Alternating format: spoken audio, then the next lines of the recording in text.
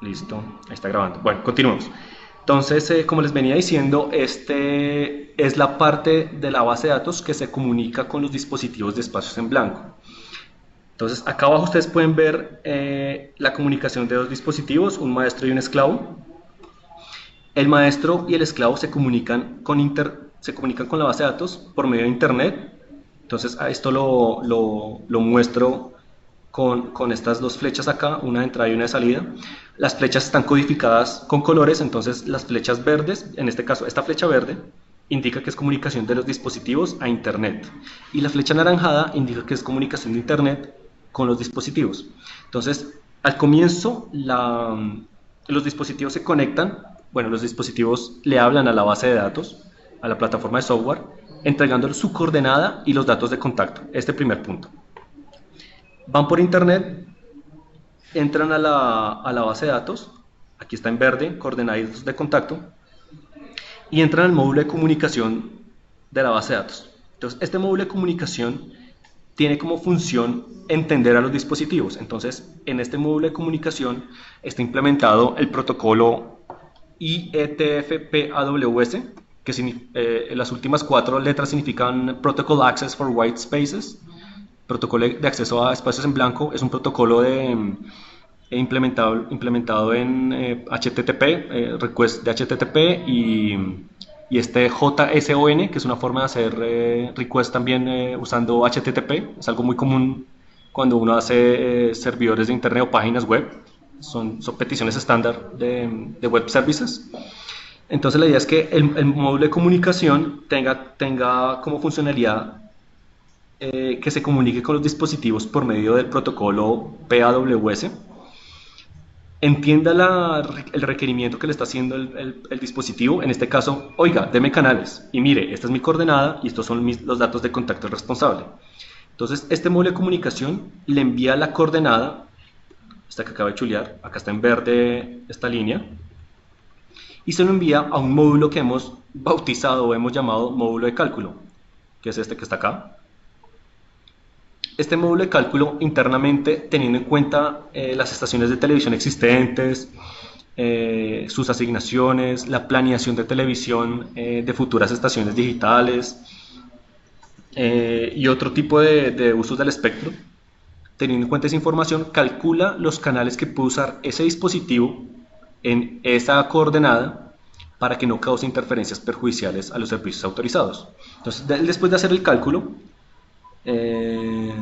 devuelve, acá lo muestra en la línea anaranjada, la lista de canales disponibles al módulo de comunicación. El módulo de comunicación a su vez esta información la convierte en protocolo IETF-PAWS y lo envía a internet, como se ve acá esta línea anaranjada, acá envía la lista de canales disponibles, está anaranjado, está codificado por colores, y por acá de internet a los dispositivos de espacio en blanco les comunica la lista de canales disponibles para que hagan uso de un canal disponible de la lista. Finalmente los dispositivos se ponen de acuerdo, usan un canal, entonces envían la confirmación de uso de canales, la confirmación de uso de canal, entonces el canal que usaron lo envían, está en verde, a internet, a su vez a la base de datos. Entonces esta línea verde que está acá envía la confirmación, la que estoy señalando acá, llega al módulo de comunicación, el módulo de comunicación le quita el protocolo PAWS, la pone en un formato entendible para la base de datos y la guarda. Entonces voy a limpiar voy a limpiar la pantalla.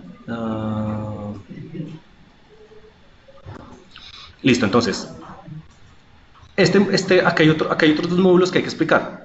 Entonces, este que es el módulo historial de comunicación, este módulo está conectado al módulo de comunicación. Lo que hace es guardar toda la comunicación que hay entre los dispositivos y la base de datos. Entonces, por eso acá hay una flecha que baja, que envía, que recibe toda la información de comunicación entre la base de datos e internet, o sea, los dispositivos de espacio en blanco, entre los dispositivos de espacio en blanco y la base de datos, y viceversa. Y la guarda aquí en este módulo. Este módulo pues obviamente tiene la capacidad de exportar a un archivo plano o de guardarlo en alguna locación.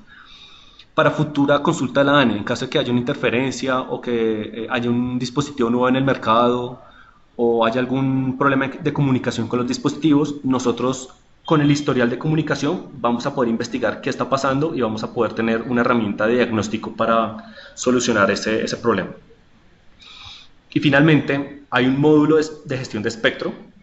Este módulo es muy importante porque en este módulo la ANE ingresa la asignación de las frecuencias de televisión o cualquier otro servicio que esté atribuido a título primario, como por ejemplo el servicio de radioastronomía en el canal 37 de televisión. O sea, ustedes miran la banda de televisión y está usada en Colombia, salvo el canal 37, porque está para un uso exclusivo a título primario del servicio de radioastronomía. En esa frecuencia hay unas líneas de hidrógeno para ver las estrellas, entonces es un canal muy especial. También está la planeación de frecuencias de televisión digital, las nuevas estaciones de televisión digital. También la ANE introduce a la base de datos mediante ese módulo las áreas protegidas, que son áreas donde algunos canales no se pueden usar. Por ejemplo, nosotros tenemos acuerdos fronterizos de compartición de uso del espectro de televisión con nuestros países vecinos. Entonces, en el caso de Ecuador, que es el país que se me viene a la memoria, nosotros en UHF en la frontera solo usamos las frecuencias pares y Ecuador usa las frecuencias impares. Este convenio de uso del espectro, de compartición de uso del espectro, es para minimizar las interferencias entre los dos países, porque obviamente Ecuador puede poner una estación en un canal y si Colombia en la frontera tiene una estación también en ese canal, en ese mismo canal, o en un adyacente cercano con potencias altas, pueden haber interferencias. Entonces, este convenio de compartición tiene unos parámetros técnicos que hay que respetar para minimizar la posibilidad de interferencias entre los dos países, entre la televisión de los dos países. Entonces, en la base de datos va a ser necesario que nosotros protejamos al menos algunos municipios cercanos fronterizos, algunos municipios cercanos a la frontera de Colombia, donde no se pueden usar los canales. Entonces esa información también la ANE la ingresa a través del módulo de gestión de espectro. Adicionalmente, va a haber una lista de dispositivos deshabilitados. Entonces, en el protocolo ITF-PAUS, cuando un dispositivo hace una solicitud de canales disponibles, él también envía su número serial o su número único de identificación. Si en el pasado hay algún dispositivo que haya causado interferencia y la ANE intenta contactar al responsable y el responsable no aparece o no quiere solucionar la interferencia, nosotros ingresamos el serial de ese equipo a la base de datos y la base de datos le va a negar el uso de canales disponibles, o sea, le va a negar los canales disponibles, va a quedar como deshabilitado, digamos así como castigo, porque pues, la persona podría seguir haciendo uso del espectro violando el régimen actual. Entonces, la idea es que la ANE pueda introducir los dispositivos, los seriales o los números únicos de identificación de los dispositivos que tienen alguna sanción o que tienen algún problema de interferencias como forma de control del uso del espectro. También debe la ANE poder introducir mediante ese módulo los parámetros normativos. ¿A qué hago referencia con estos parámetros normativos? Como se pueden dar cuenta, nosotros en la resolución de espacios en blanco, como lo mencioné anteriormente, se tiene contemplado una ganancia máxima de antena, una potencia máxima de transmisión, una altura máxima sobre la torre. Esos parámetros pueden cambiar a la ANE investigar cuando haya un despliegue grande de dispositivos y darse cuenta que de pronto se puede usar una altura de antena más grande o una antena más directiva o una mayor potencia de transmisión para mejorar las distancias de comunicación sin afectar a la televisión. Entonces, cuando la ANE haga la investigación y se dé cuenta que es posible cambiar esos parámetros, obviamente sin afectar a la televisión, pues va a sacar una resolución donde así lo indique. Y esos parámetros van a ser ingresados a la base de datos, ya que esa potencia máxima y esa ganancia de antena van a ser alimentadas al módulo de cálculo como parte de su proceso de cálculo de canales disponibles, así como la asignación de frecuencias que estaba hablando anteriormente, la planeación y las áreas protegidas. Entonces, eso hace referencia a los parámetros normativos, los parámetros máximos de uso de los espacios en blanco. También la ANE, mediante este módulo de gestión de espectro, deberá ser capaz de consultar el módulo del historial de comunicaciones Entonces, por eso están estas dos flechas pintadas, esta comunicación bidireccional entre el módulo de gestión de espectro y el módulo historial de comunicación, para que la ANE consulte la información del historial de comunicación, que es esta flecha roja que baja acá, donde puede ver la información consultada, y en caso de que nosotros queramos saber también qué dispositivos hemos deshabilitado, podamos también hacer la consulta de los dispositivos anteriormente deshabilitados. En caso de que queramos habilitar uno en donde el responsable finalmente se dio a solucionar la interferencia, entonces volvemos y le activamos el dispositivo.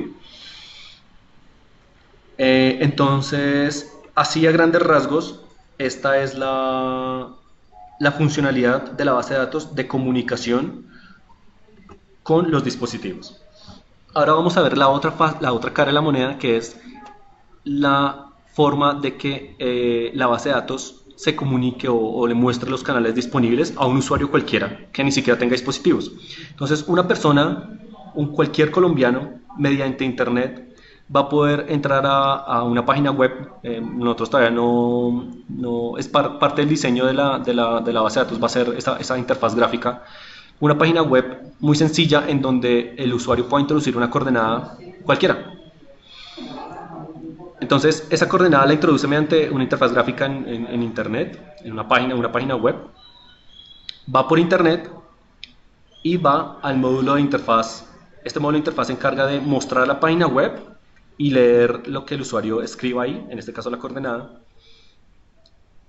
Este módulo de interfaz va a entregar la coordenada al módulo de cálculo, y el módulo de cálculo va a calcular una lista de canales disponibles para el punto que ese usuario eligió. Entonces, una persona que quiera saber los canales disponibles en una zona, simplemente ingresando la coordenada de la zona, la interfaz gráfica de usuario, esa página web de la base de datos, va a decirle qué canales están disponibles. Entonces, él hace el mismo procedimiento de cálculo como si fuera un dispositivo. Él usando la información de las estaciones de televisión autorizadas, la planeación de futuras estaciones de TDT, las áreas protegidas en algunos canales, por ejemplo las zonas fronterizas. Bueno, esto de los dispositivos deshabilitados en este caso no aplica, porque pues no hay un dispositivo de por medio, solamente es una persona preguntando qué canales hay disponibles en una zona. Con estos parámetros que introduce la ANE, él va a calcular los canales disponibles y le va a entregar la lista de canales disponibles al usuario mediante el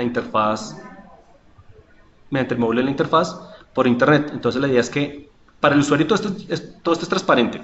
El usuario simplemente ingresa una coordenada y la página web le dice ¡puc! Están estos canales disponibles.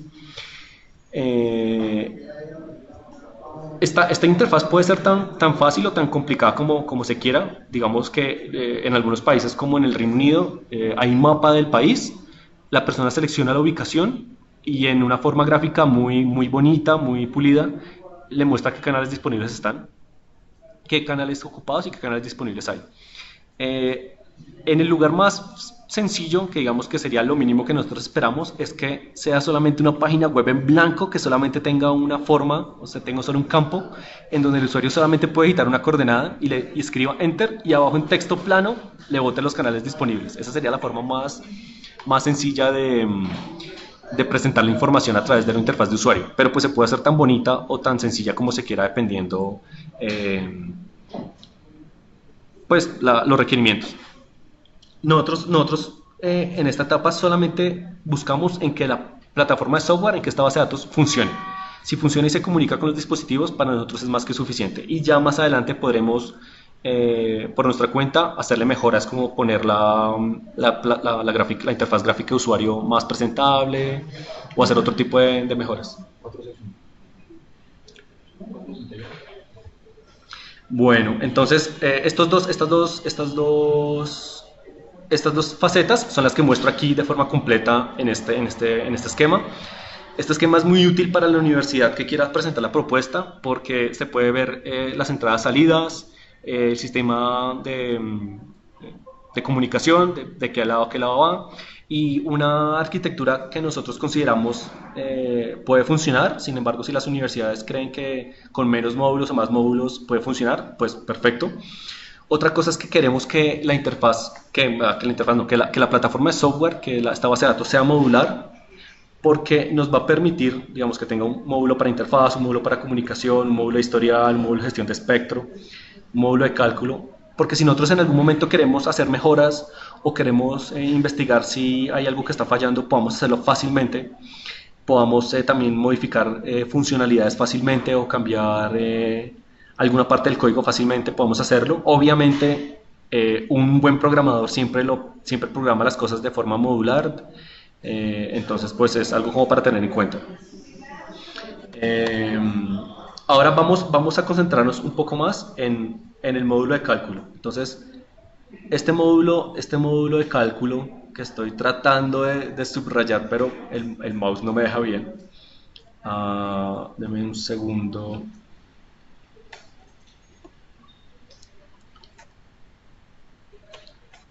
Este módulo de cálculo tiene cuatro eh, componentes o subcomponentes que voy a explicar rápidamente.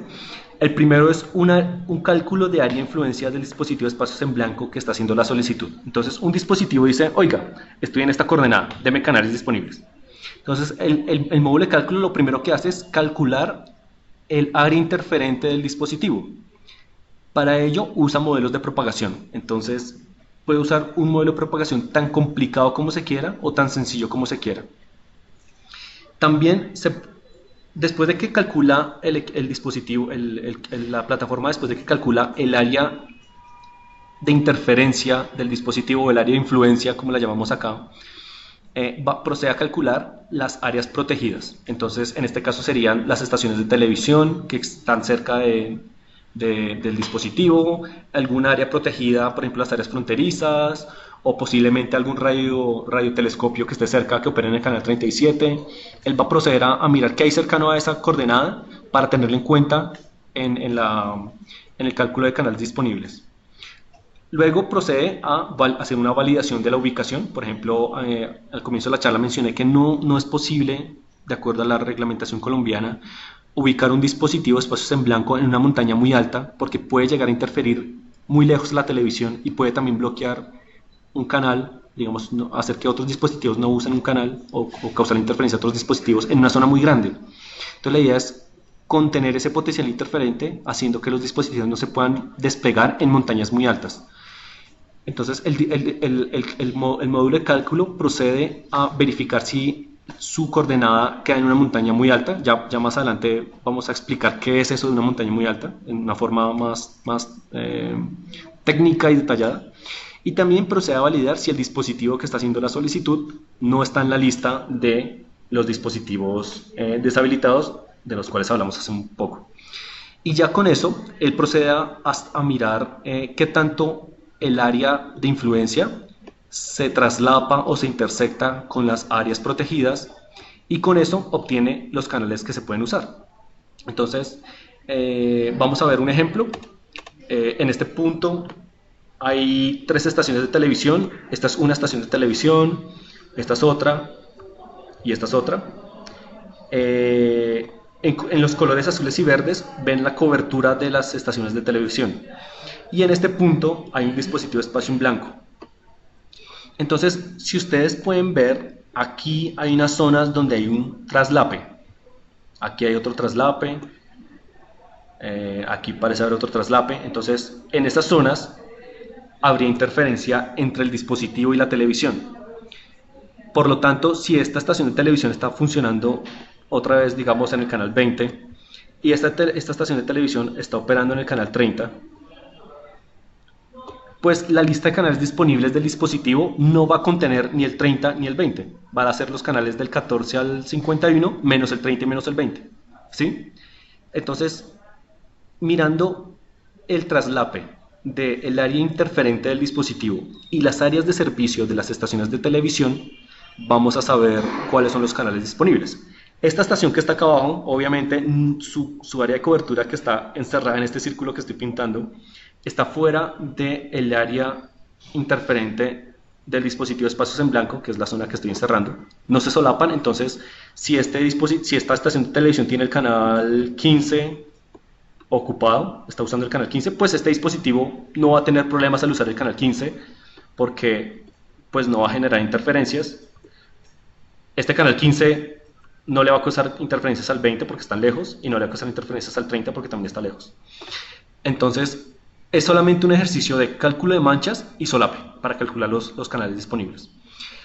Entonces, este es el ejemplo. Ahora les quiero mostrar qué tan fácil o qué tan difícil la ANE considera que se debe hacer esa simulación de las manchas de servicio y de interferencia. Hay tres escenarios, cuatro escenarios más o menos que contemplamos nosotros. El primero es una simulación completa del área interferente del dispositivo y una simulación completa de las asignaciones de televisión.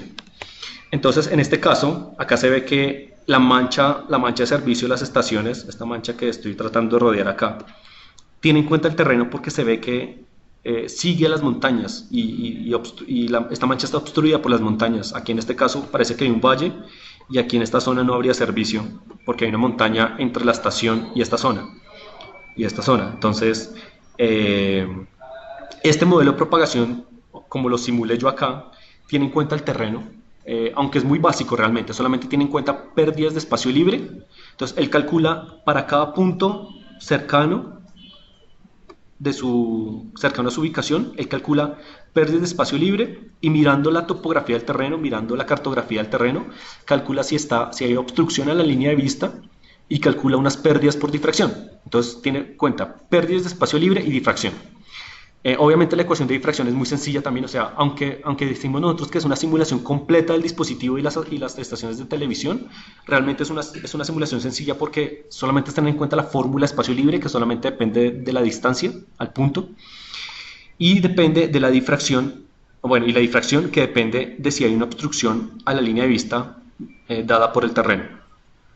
De igual manera, en esta figura que muestra acá, esta mancha de interferencia del dispositivo de espacios en blanco está calculada teniendo en cuenta también pérdidas de espacio libre y difracción. Entonces, ese es un escenario. El siguiente escenario es simular de forma completa el dispositivo de espacios en blanco y hacer una simulación más sencilla de las asignaciones de televisión. Entonces, en este escenario se ve que la mancha cambia por completo, obviamente. Tiene unas formas muy definidas. Por ejemplo, este tiene una forma de, como llaman los gringos, peanut, de maní. Este tiene una forma de un cardioide. Y este tiene una forma también como una especie de cardioide más grande.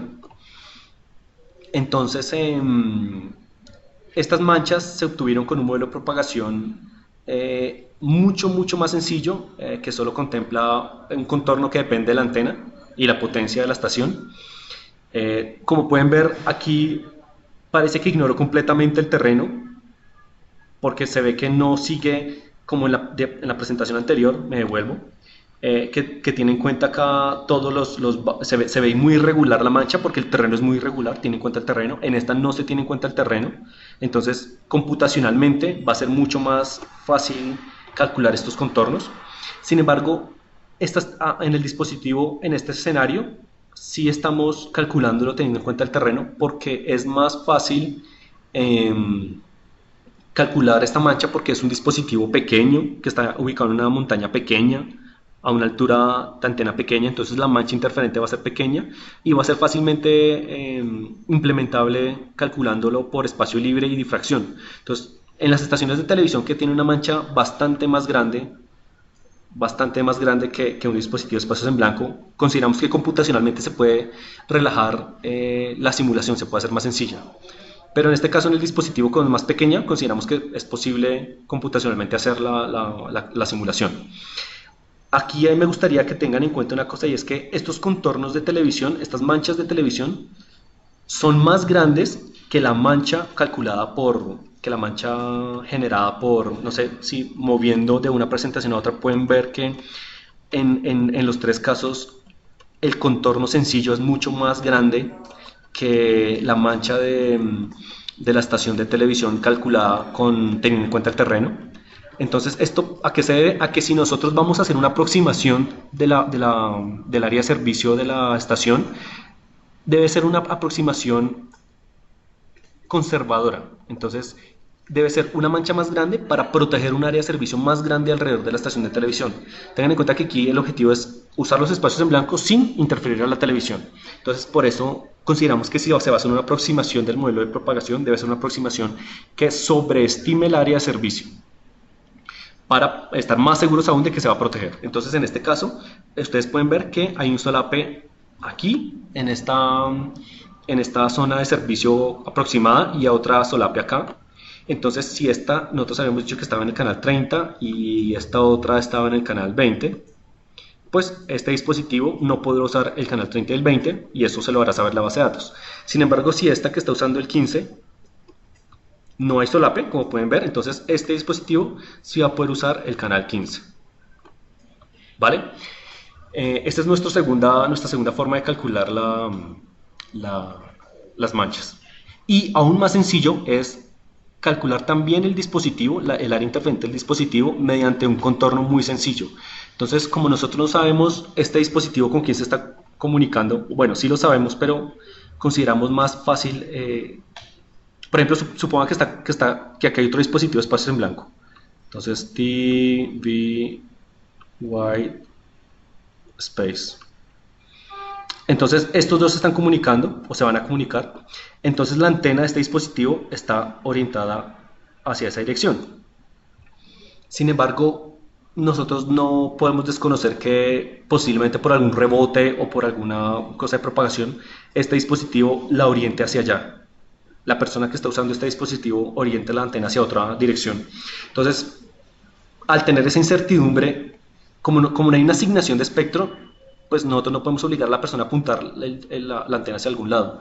Entonces lo que hacemos es, en los cálculos, considerar una antena omnidireccional en el peor de los casos. Entonces, radie para donde quiera, igual yo voy a proteger a las estaciones de televisión como si estuviera radiando hacia todos los lados. Entonces, por eso este contorno aquí se ve circular, porque la idea es considerar que el dispositivo en el peor de los casos va a usar una antena que radia hacia todos los lados, porque tenemos esa incertidumbre de hacia dónde la va a apuntar. Entonces, en este caso también voy a cambiar entre diapositivas. Se ve que el círculo, el cálculo más simplificado del dispositivo de espacios en blanco sobreestima la área interferente calculada teniendo en cuenta el terreno. Entonces, es como un círculo que circunscribe esta mancha. Obviamente estamos exagerando el contorno interferente del dispositivo, pero pues lo hacemos de forma conservadora para proteger a las estaciones de televisión de interferencias. Entonces, igual, en esta zona ustedes ven que hay un solape, acá hay otro solape, entonces no va a poder usar el canal de este canal, no lo va a poder usar, ni este canal lo va a poder usar, pero este canal sí lo va a poder usar. Y finalmente, la última forma como nosotros vemos para calcular los canales disponibles es tener en cuenta solamente los municipios asignados a cada estación de televisión. Entonces, nosotros sabemos que esta estación de televisión, voy a limpiar un poco esta pantalla.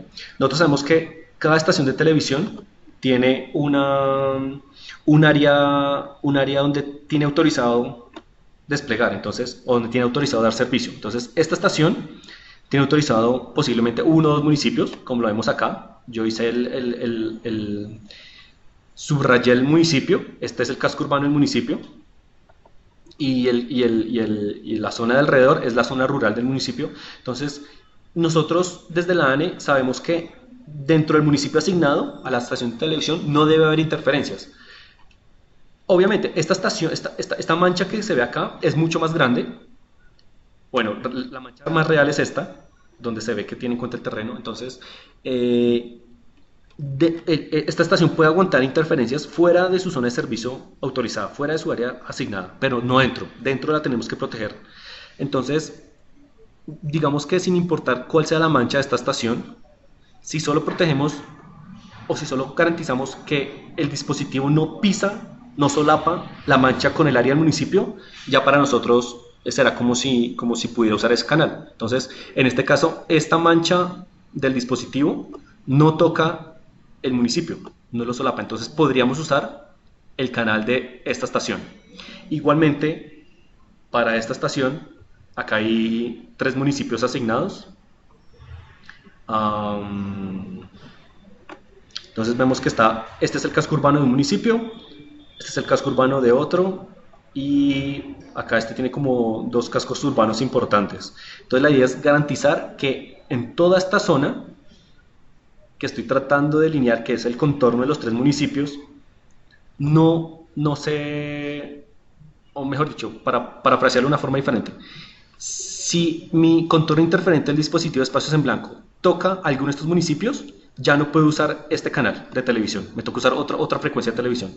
Pero en este caso, como no los toca, yo sí podría llegar a usar esta frecuencia, la frecuencia de esta estación de televisión. Entonces, esta es como la forma más fácil de hacer el cálculo para dar los canales disponibles, y es simplemente teniendo en cuenta los contornos de los municipios asignados. Obviamente la ANE tiene la información de qué municipios están asignados en qué frecuencias, de toda la televisión de todos los municipios del país. Teniendo en cuenta una simulación muy sencilla del dispositivo, que puede ser un contorno a una distancia determinada dependiendo de la altura de la montaña donde está el dispositivo, mirando que el contorno no solape ninguna zona asignada, o si solapa una zona asignada, no tenerla en cuenta en el cálculo de canales disponibles. Para nosotros es la forma más fácil de implementar este módulo de cálculo. Entonces, ya con eso damos fin a la presentación. Esto era lo que les quería explicar a grandes rasgos. Creo que me pasé 15 minutos del tiempo.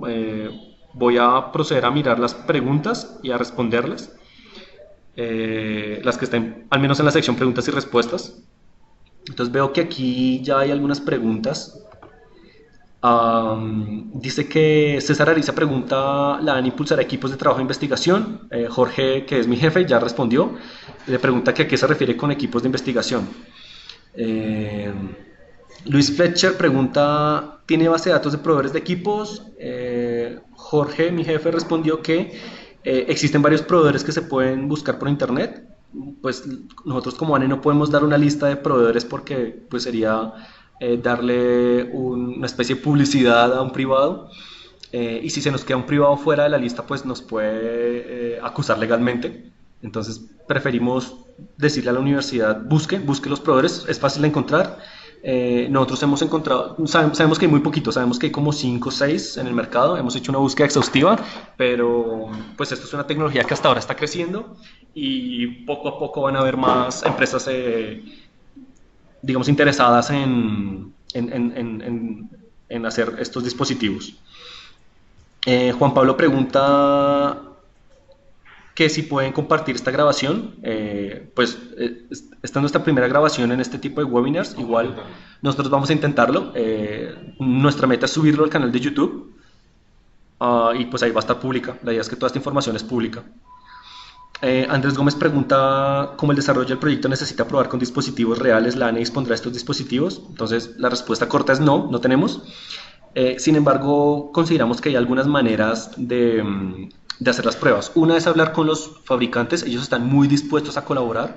Podemos pedirles que apunten un dispositivo que tengan en la fábrica a una dirección que nosotros les demos, y que los dispositivos hagan los requests, que hagan las peticiones, y nosotros por ese método también podemos comunicarnos con el dispositivo y darle un canal disponible, a ver si el dispositivo responde como gracias. Sí, recibí bien el canal, ¿sí? Para probar el protocolo. Otra forma sería mandarlo a importar, que la universidad dentro del presupuesto del proyecto de investigación contemple el uso de algún dispositivo, y pues digamos que pueda hacer más pruebas. Y hay que tener en cuenta es que si la universidad compra un dispositivo o un aparato, algún equipo dentro del marco de un proyecto de investigación, el dueño del equipo es la ANE. Entonces, para que lo consideren. Sin embargo, nosotros sabemos que ese equipo pues, va a ser mucho más útil para futuras investigaciones de la universidad. Entonces, nosotros fácilmente podemos donarlo, bueno, no donarlo, sino hacer un contrato de comodato para prestarlo a la universidad, y que la universidad juegue con él, haga investigación, lo examine, mire cómo radia el dispositivo, qué distancias alcanzan, mire a ver si pueden mejorar el protocolo, lo que sea. Yo sé que ese dispositivo va a ser mucho más valioso para la universidad que para nosotros. Nosotros ya hemos jugado bastante con esos dispositivos desde el punto de vista de interferencias. Entonces, la respuesta es no tenemos, pero hay formas de hacer las pruebas. César Ariza pregunta: hola, como el desarrollo del proyecto necesita probar con dispositivos... bueno, eso ya la leí. Tania Bejarano pregunta que si no se puede ver la pantalla, no sé si ya lo habrá resuelto. Guilev P. pregunta si hay apoyo de algún fabricante para realizar laboratorios reales de asignación de frecuencias a los dispositivos. Entonces Jorge respondió algo al respecto. El proyecto de investigación no contamos con apoyo de fabricantes, sin embargo consideramos que las universidades pueden acercarse a los fabricantes, hablar con ellos y mirar a ver si hay alguna forma de lograr ese link, ese enlace, esa sinergia entre la industria y la academia. Ellos son muy prestos a colaborar. Gilef también pregunta que si conocemos algunas empresas que venden. Bueno, ya respondí esa pregunta antes. Nosotros no podemos dar publicidad, solamente busquen en internet, es fácil de encontrar. Leonardo Betancourt pregunta, dentro del protocolo abierto hay unos lineamientos establecidos, sin embargo involucrar funciones dentro del protocolo que no son activas del protocolo, es decir, incluir la información del GPS de los equipos, puede implicar un cambio. ¿Cómo vamos a abordar esto frente a la ANE? ¿Cambiar el protocolo? Creo que no es factible. No, obviamente sí, Leonardo, estoy completamente de acuerdo, no es factible. Sin embargo, el protocolo ya tiene en cuenta, no está la respuesta. Eh, el protocolo ya contempla todo lo que acabo de mencionar. Nosotros no estamos eh, haciendo nada nuevo. Nosotros queremos que los dispositivos que ya se venden en el mundo puedan ser usados en Colombia, obviamente teniendo en cuenta el uso del espectro en Colombia. Entonces, el protocolo contempla que el dispositivo entregue la coordenada. Entonces, digamos que el protocolo, acá tuve un problema. Protocolo contempla que el dispositivo entre la coordenada. Este protocolo, ustedes lo pueden buscar en internet, o yo les puedo dar el link para que lo encuentren, igual es gratuito en internet. Contempla cambios futuros al protocolo que ya están implementados y simplemente los fabricantes y las bases de datos pueden usar como esos, ellos dejaron como unos funciones y unas secciones en blanco en el protocolo para implementar funciones que no se tienen contempladas al momento de crear el protocolo. Entonces, digamos, nosotros no vamos a llegar a ese punto, nosotros simplemente vamos a hacer algo muy sencillo con el protocolo. Por ejemplo, en el Reino Unido, el protocolo, bueno, en el Reino Unido los dispositivos obligan a entregar su potencia, su antena, su altura, obligan un montón de información extra que va por el protocolo. El protocolo contempla que esa información se transmita a la base de datos. Y la base de datos le responde con una potencia. Le dice, oiga, usted puede usar estos canales con estas potencias. Nosotros consideramos que eso es muy complejo, simplemente lo que necesitamos es la coordenada y nosotros hacemos la simulación teniendo en cuenta que el dispositivo va a usar la potencia más alta posible, de acuerdo a la normatividad, que sería un vatio. Y es que ese sería el peor de los casos. Si el dispositivo va a usar menos potencia, pues va a ser menos interferente, pero nosotros calculamos con el peor de los casos. Entonces, el protocolo contempla que el dispositivo entregue la coordenada y en el marco del proyecto no se tiene pensado modificar el protocolo, porque como les digo, el protocolo ya tiene en cuenta todo eso. Andrés Gómez pregunta si para realizar el proyecto el equipo de trabajo está ubicado en una ciudad principal donde no hay espectro libre, ¿se pueden hacer laboratorios de alguna forma? Jorge contesta que los equipos pueden estar en cualquier lugar del país, solo se necesita una conexión a internet. De todos modos, la ANE puede analizar el escenario donde está el grupo y tratar de mirar si alguna frecuencia es viable. Sí, esa es la respuesta. Nosotros podemos hacer un análisis más concienzudo dependiendo si ustedes nos dicen, mire, es que estoy en Medellín, en tal barrio o en tal punto, en tal coordenada, y nosotros mirando las estaciones de televisión podemos hacer un análisis mucho más específico, mirando la propagación en la ciudad, mirando los patrones de antena de las estaciones de televisión, mirando varias cosas que son mucho más complicadas, o sea, mucho más difícil mucho más complejo de lo que hace una base de datos de espacios en blanco, y mirar si hay algún canal donde ustedes pueden hacer las pruebas. Entonces sí, pues la idea es que este proyecto se hace con la ANE, entonces tiene toda nuestra colaboración en sus manos. Giles pregunta, ¿para realizar pruebas necesitamos solicitar a ustedes algún tipo de licencia para uso temporal de frecuencias? Esa es una buena pregunta. Obviamente pues nosotros ya tenemos un marco normativo para usar los dispositivos de espacios en blanco, entonces ahí dice qué frecuencias se pueden usar. Actualmente no tenemos base de datos, pero ya permitimos el uso de los dispositivos de espacios en blanco. Para eso tenemos un régimen de transición antes de la implementación de la base de datos, de la plataforma de software. Lo que hace simplemente un usuario que quiera canales para su dispositivo es preguntarnos por correo y nosotros hacemos los cálculos manualmente y entregamos un canal. Entonces, obviamente nosotros estamos muy pendientes de esos despliegues en etapa de transición, nosotros vamos y hacemos mediciones en campo, nosotros tenemos una charla con las personas que quieran implementar esto antes de la base de datos para saber un poco más si pueden haber o no interferencias a la televisión. Bueno, aquí Tania responde que ya tiene imagen. Andrés Gómez pregunta, ¿los servidores donde debe quedar implementado el software, instalar sistema operativo completo, librerías y desarrollo de software, los provee la ANE o solo por la duración del proyecto con la universidad? Entonces, mi jefe responde, para la fase de ensamble y pruebas a cargo de la universidad los debe proveer la universidad. La fase de ensamble y pruebas a cargo. Ok. Entonces, las pruebas, el servidor de implementación de pruebas de la plataforma lo coloca la universidad. Ya cuando ya esté probado y ya estemos listos para montarlo, la ANE va a entregar el servidor y para que sea implementado. Obviamente, pues eso habrá que hacerlo con un poco de tiempo porque sabemos que pasar de una plataforma a otra es difícil, pero pues está contemplado que inicialmente la universidad cuente con su propio servidor para instalar la plataforma y posteriormente en los servidores de la ANE.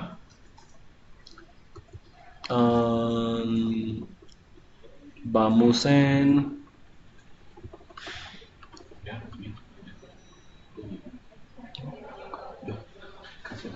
Sí. César Ariza pregunta, ¿en Colombia cuál es el nivel de potencia definido por norma para determinar el uso de espacios en blanco? Bueno, entonces esa información está en la resolución 461, ahí la pueden consultar, de todos modos, sí, ahí pueden consultarla. Es porque es que ahí está ese detalle y detalles adicionales de las restricciones. Okay. La única restricción no es la potencia. Sí, Jorge me dice algo muy cierto y es que obviamente le podemos dar el nivel de potencia, pero no es lo único que hay que tener en cuenta. Hay muchas otras cosas que tienen que mirar en la resolución 461. Está muy sencilla de entender. De todos modos, pues cualquier pregunta particular que tenga sobre la resolución, por favor, háganoslas.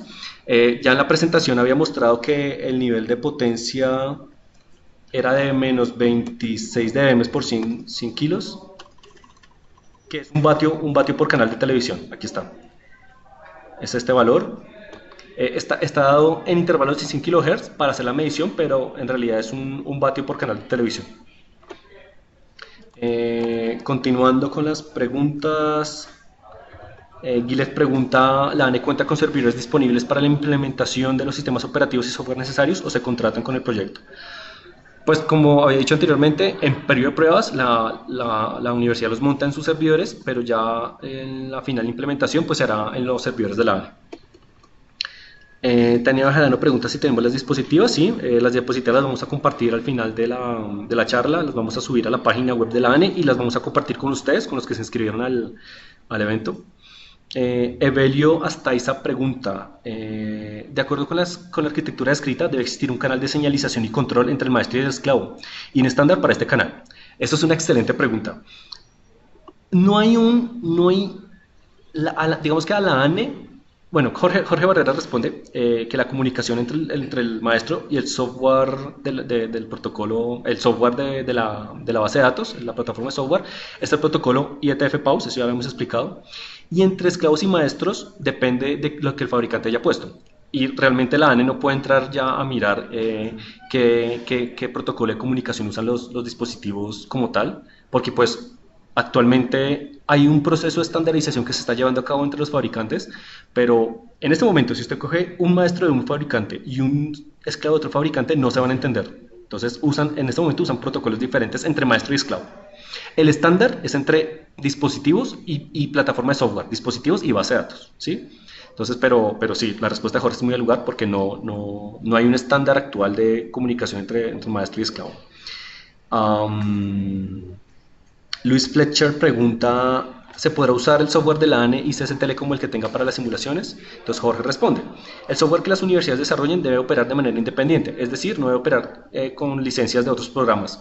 Nosotros consideramos que la implementación de esta plataforma de software se puede complicar mucho si se usan software de terceras personas. Además, el ICS Telecom tiene unas licencias y en caso de que haya algo que se requiera hacer con ICS Telecom, modificar algún componente ICS Telecom no se va a poder hacer porque es un software cerrado, tiene licencia. Entonces nosotros consideramos que, como expliqué anteriormente, no es ni siquiera necesario el ICS Telecom, se puede simular el contorno del dispositivo y los contornos de servicio de las estaciones de televisión de forma muy sencilla, teniendo en cuenta solo el terreno o teniendo en cuenta unos contornos sencillos son sobreestimados o teniendo en cuenta simplemente los municipios, el área geográfica de los municipios del país. Andrés Gómez pregunta, no veo problema con simular la radiación de las estaciones de TV porque sí se cuenta con la información de azimut y potencia de las estaciones de TV. Pero ¿cómo simular la del dispositivo de TV White Spaces cuando solo informa la coordenada, no las potencias, alturas y azimut? Entonces, Jorge responde que estos parámetros son genéricos. Obviamente están en la resolución 461. Como les digo, nosotros no sabemos qué potencia va a usar el dispositivo, nosotros no sabemos qué altura va a usar el dispositivo, ni sabemos qué azimut va a apuntar su antena. Sin embargo, sí podemos hacer un estimativo, un sobreestimativo, de que en el peor de los casos va a usar la potencia máxima, que es un vatio. En el peor de los casos va a usar la altura máxima de antena que nosotros ponemos por resolución, que es 50 metros. Y contemplamos una antena omnidireccional, o sea que radia para todo lado. Este es el peor caso, ¿sí? Obviamente el dispositivo seguramente no va a usar un vatio, sino usar una potencia menor, o va a usar de pronto no, si es una zona rural apartada, montan las antenas sobre un mástil o sobre, no sé, una guadua o una fachada de una casa que pues no va a tener más de 10 metros. La idea es que no se sobrepasen esos parámetros máximos. Entonces nosotros simulamos con esos parámetros máximos para tener el peor caso de interferencias a la televisión. Porque pues obviamente protegemos a la televisión en estos casos. Evelio Estaiza pregunta, ¿existe en este momento un documento completo de requerimientos elaborado por la ANE para el desarrollo del sistema? Entonces nosotros hicimos el documento de convocatoria, la idea es que las universidades lo usen como insumo, y tenemos estas presentaciones. Obviamente también tenemos este que no les mostré, pero que es más o menos el documento que pregunta. Este documento es un documento de Excel con varias pestañas. Estas pestañas tienen colores, entonces interfaz está en morado, comunicación en azul, historial en verde, cálculo en azul más clarito. Esos colores corresponden con los de esta presentación, ¿sí? Entonces está, digamos, codificado en colorcitos. Cada pestaña corresponde a un módulo. Entonces, por ejemplo, miremos el módulo de historial de comunicación. Entonces, tiene el título, una breve descripción. Entonces, en este caso, este módulo guarda el historial de todas las interacciones entre los dispositivos y la plataforma. Tiene también con quién se conecta o con quién la ANE cree que debe conectarse. Y también tiene una serie de funciones, de funcionalidades, con sus entradas, con sus salidas y alguna observación. ¿Sí? Entonces, esto es como una especificación de muy alto nivel. Obviamente nosotros estamos pidiendo en la convocatoria que la universidad haga una descripción de alto nivel, es uno de los entregables. Nosotros proponemos sabemos que la universidad va a sentarse a investigar y de pronto nos va a proponer, oiga, pueden fusionar estos dos módulos, o mire, les sugiero que tengan estos módulos separados o que tengan un nuevo módulo. Entonces nosotros vamos a también a compartir este archivo. Esta presentación tiene aquí, no sé si ustedes vieron, unos pequeños iconos de Excel. Entonces la idea es que si yo le doy doble clic a uno de estos iconos, vaya de una vez al Excel. En este caso le doy doble clic al icono de módulo de gestión de espectro, entonces ahí pueden ver las funcionalidades, entradas, salidas y descripción del módulo. Esto obviamente lo vamos a compartir con las universidades tan pronto terminemos este webinar. Evelio Astaiza pregunta, en la convocatoria se indica que deben cumplir con los requerimientos de la ANE y sin ellos completamente claros o definidos es difícil realizar una propuesta concreta. Entonces se debería realizar la propuesta considerando los requerimientos establecidos en el documento de la convocatoria. Entonces Jorge responde que en la convocatoria más que un desarrollo de software es realizar el diseño de la solución y luego desarrollarlo. En este sentido es necesario tener conocimientos de espectro, radiopropagación, convivencia entre servicios que usan esta banda de espectro, protocolos de comunicación y obviamente claro desarrollo de software. Las condiciones de uso y requerimientos están en la resolución 461, ahí está toda la información. Entonces, por eso en la convocatoria es muy claro diciendo que se tenga en cuenta el uso del espectro en Colombia. Obviamente también contempla ahí el funcionamiento de las estaciones de televisión, que está adoptado mediante resoluciones y acuerdos generados por el Estado. Ahí está toda la información. Nosotros obviamente se la proveemos a la universidad cuando sea seleccionada. Sin embargo, creo que con esta explicación que vimos el día de hoy ya hay un poco más de claridad sobre los requerimientos de la ANE y sobre lo que se busca. Porque pues sí, todo está en los documentos que ya ha expedido la ANE, pero pues la idea es que quede un poco más claro lo que se busca, que sea un poco más entendible para las universidades para que puedan presentar una propuesta un poco más alineada hacia nuestras necesidades. Andrés Gómez pregunta, ¿cómo se va a evaluar la propuesta técnica? Es bastante diferente hacer una simulación completa real que un simple cálculo geométrico. ¿Tendrá mayor valor si se hace una u otra? Entonces, Jorge, mi jefe, contesta que sí, que el compromiso de un proyecto siempre será básicamente costo, alcance y tiempo. Es el triángulo de un proyecto, costo, alcance y tiempo.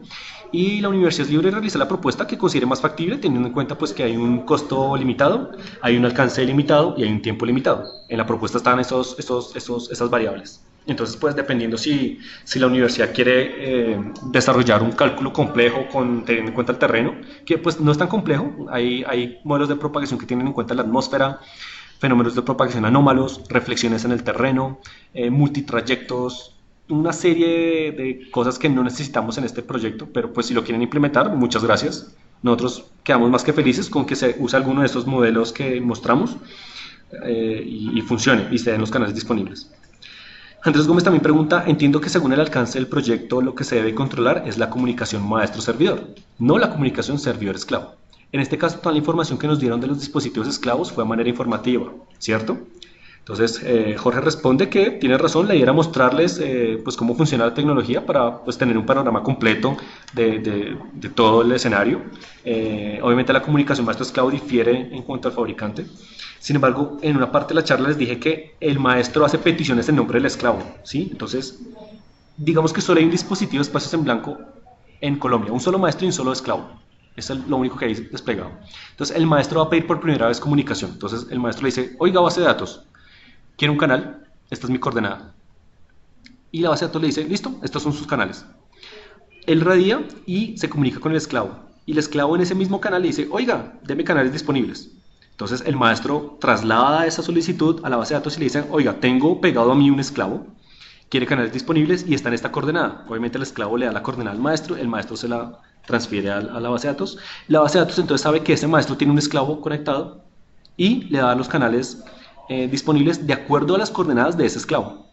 Y le bota al maestro una lista de canales disponibles para el esclavo y el maestro se la transfiere a su vez al esclavo. Entonces, el maestro es como el papá, ¿sí? El nombre lo dice, el maestro es el maestro, el esclavo es el esclavo. El maestro hace todas las peticiones de sus esclavos a internet por cuenta suya. Y ya dependiendo si hay 10 esclavos conectados al maestro, pues habrá que ver los canales que se intersectan o los canales que tengan en común los esclavos con el maestro para poder haber comunicación. Entonces, esto de mirar los canales en común ya lo hacen los dispositivos, ya tienen adentro su programación para hacerlo. Esto no viene dentro del alcance del proyecto. Lo único que hay que tener en cuenta es que los maestros pueden hacer solicitudes en nombre de sus esclavos. Andrés Gómez pregunta si se desea ampliar el alcance del proyecto de resultados adicionales, como por ejemplo un estudio de espectro real basado en cálculos, disponible en Colombia. Más allá del software se podrá proponer, se puede valorar, es algo que no es de interés. Jorge responde que es posible proponer valores agregados, los cuales se tengan en cuenta y se tendrán en cuenta y se valorarán si se sustentan sobre los lineamientos y objetivos del proyecto. Pues sí, esa es la respuesta. O sea, la universidad puede proponer cosas adicionales, se tendrán en cuenta, obviamente dentro del objetivo del proyecto.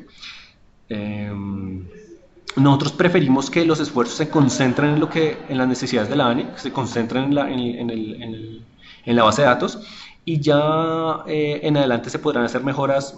Obviamente contaremos también con el apoyo de las universidades, pero consideramos que se deben centrar esfuerzos en el objetivo del proyecto.